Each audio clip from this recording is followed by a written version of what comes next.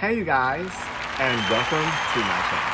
I'm Jacoby Jones, and today I'm going to be reviewing Rupauls Drag Race Season 13, Episode 1.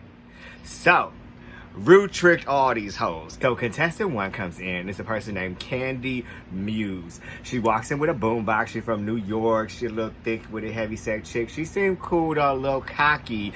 I believe she said she was from the House of Aja. Then contestant 2 comes in, and that is Joey J. She was wearing a red Kentucky Fried Chicken outfit. I mean, I don't know which one of your friends didn't tell you the truth when you walked out the door. The song that they had to battle was Call Me Maybe.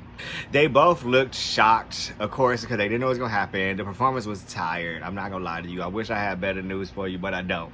Contestant number 3 was Denali from, I forget where she's from, but she's an ice skater. She showed up in her ice skates.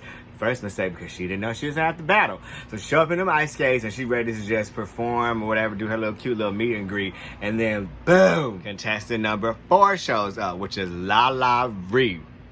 Bitch is from the ATL and ready to hell. She showed up, she's tall, chocolate, beautiful. She ain't had no pants on, nothing but thighs. She was confident. Her makeup was beat. She had a good attitude. They battled for When I Grow Up by the Pussycat Dolls. And they wasn't ready. But that's the catch, because if you stay ready, you don't gotta get ready. Okay? Contestant number 5 is some more. Baby!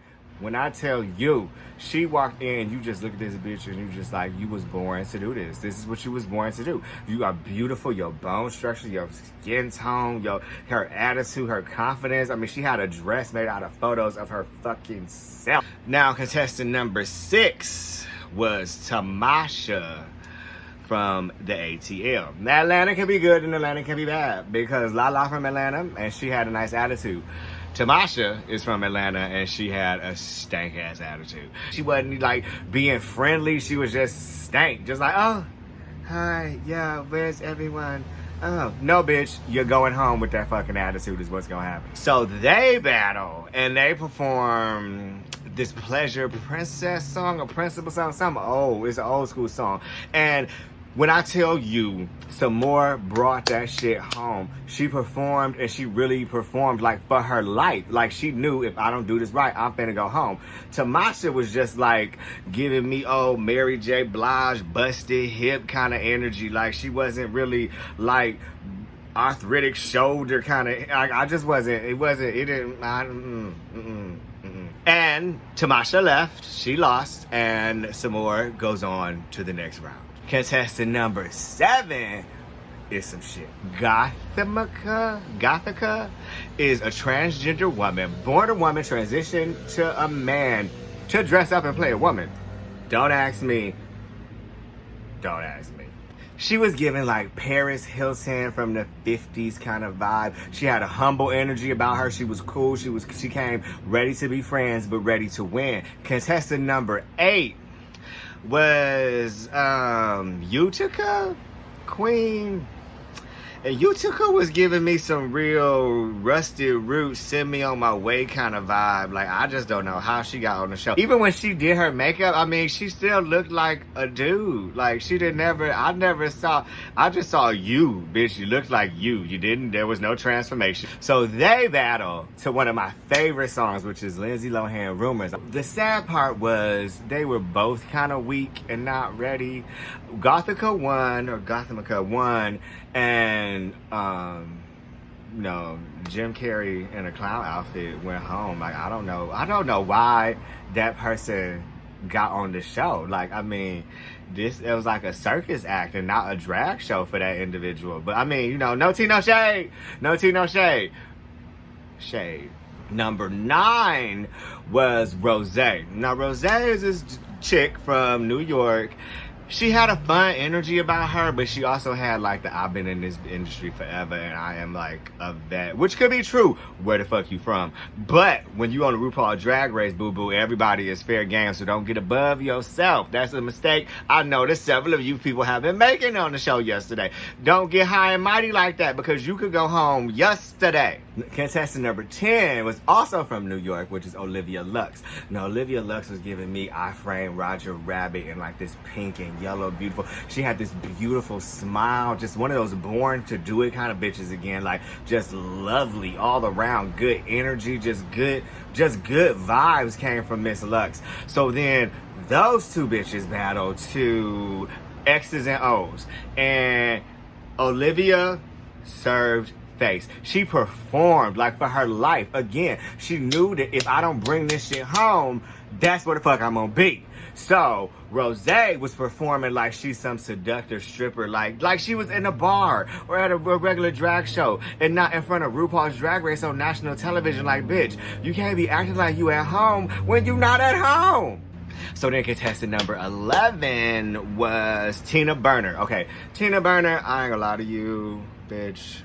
She came out looking like we're in the Ronald McDonald with cheese. Because they said her outfit was a firefighter themed, but I did not get no fire and no fighter. She was cool though. She was cool. She had a nice energy. She was funny. She was actually the funniest person on the show. She had jokes. She was cool. I liked her. But I just want you to work on that your wardrobe, girl. Your wardrobe.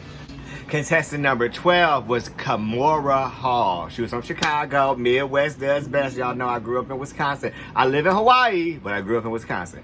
And Kamora was giving crazy rich Asian vibes, bitch. She was giving me beauty and good attitude. She had a little bit of shade because contestant number 13 came out. Elliot with 2 T's.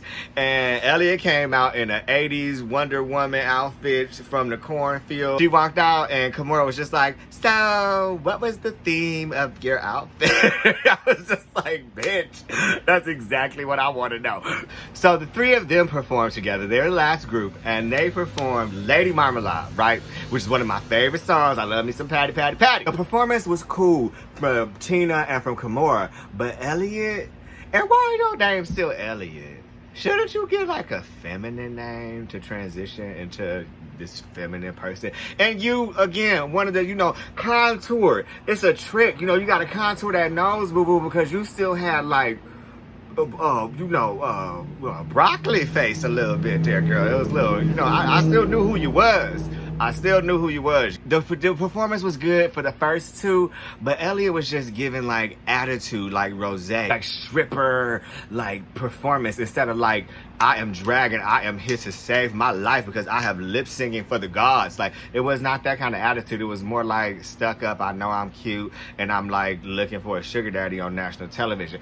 That was the real attitude she was giving me. No tea, no shade. I ain't hate, bitch, let me get your coin. But we know what she was up to. At the end of it all, Candy won, Lala won, Samora won, Gothamica won, Olivia Lux won, and Tina Berner won. And I love Tina Berner though. Her attitude, I mean, that outfit sucked, bitch, like I said, but your attitude is on point. Like, I'm here for it. I'm here for it. So then all the people who lost went into the chopping block, or the pork chop block, and they thought they were gonna leave, and then Rue surprises them at the end and says, you get to stay, but you have to come together and vote one person off. We find that out next week, which I cannot wait for because I just want to see the rest of this shit. RuPaul season 13 episode 1 gave me life to the gods. Like, I enjoyed that shit so much last night. It was a surprise too, to be honest with you. I forgot the shit was coming out. Like, it just slipped my mind. Feel free to follow me on all social media, on Instagram at @ThatJacobyJones, and TikTok at @ThatJacobyJones. I live in Honolulu, Hawaii. I have a beautiful life on the beach most of the time. If you care to ever get a little piece of paradise, follow me on social media and get to know me so I can get to know you.